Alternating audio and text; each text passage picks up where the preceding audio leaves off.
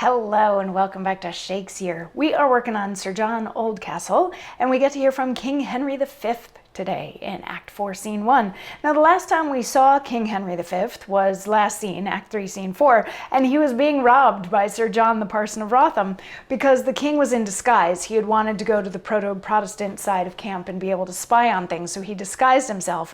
But no sooner was he in disguise than Sir John the Parson of Wrotham came out and held him at knife point and said, "Give me all your money," which the king ended up giving him £100, but they also broke one of the coins in two with this sort of pact that the king, who's not actually the king, but the pact being he would speak on behalf of Sir John the Parson. If Sir John was ever arrested, he would beg for him to be pardoned. And Sir John was like, well, if you're ever in my neck of the woods, just say Sir John and people will take care of you.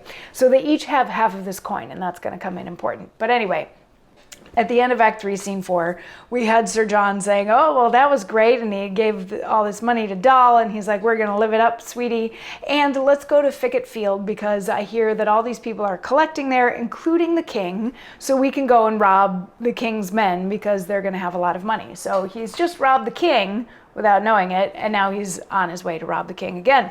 So Act 4, Scene 1, we are in the king's camp, and the king is still in disguise, and he's there with Huntington and with Suffolk, and he's like, "All right, how's everything going? Are the plans all in place?" And they're like, "Well, your majesty," and he's like, "Shh. No. I'm not the king right now. The king is sleeping. I'm very obviously not the king because of how I'm dressed. So let's keep your majesty stuff on the down low. But also, is London secured and everything?" And they're like, "Yes, it is. It is very safely guarded." And King Henry V says, "I thank ye, lords, but you do know of old that I have been a perfect night walker. London, you say, is safely looked unto. Alas, poor rebels, there your aid must fail.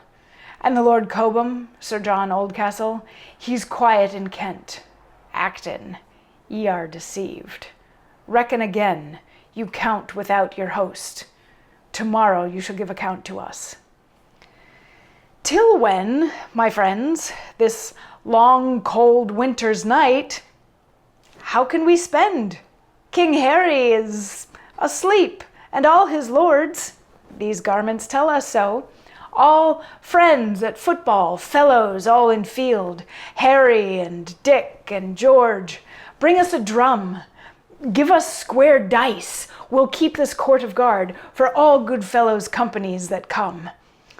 Where's that mad priest you told me was in arms, to fight as well as pray, if need required?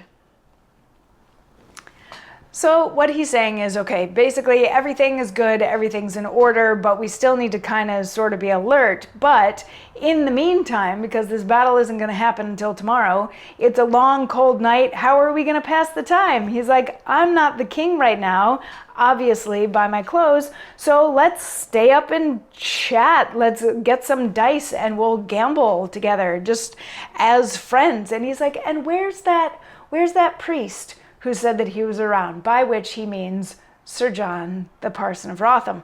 So a couple of guys go to get Sir John, and the rest of them, they all let's play dice, and what kind of game are we going to play? And there's some dialogue that obviously needs to be filled in with some actual playing of dice and everything like that. And finally, Sir John the Parson shows up, and he's like, "Ooh, room for one more?" And they're like, "Well, if you can afford to get in." He's like, "I have more money than all of you." And they're like, "Well, how can you, as the priest, have that much money?" And he's like, "Oh, there's always stuff going on at the church. There's the tithes, and then people pay for weddings, and they pay for funerals, and they pay for baptisms, all this stuff. It means that I live a pretty comfortable life." So they're like, "All right, go all in.